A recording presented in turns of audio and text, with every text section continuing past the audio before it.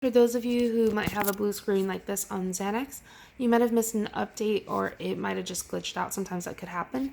So what you need to do, it's a really quick fix, just hit add-ons, go to the Xanax wizard right here. If this screen pops up, just click continue, click that, click on ignore on that.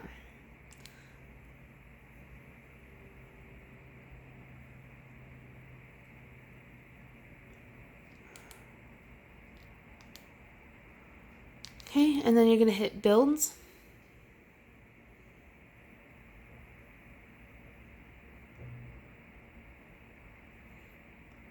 Once you do that, if you hold down the button right here, the select button, and then just hit fresh install.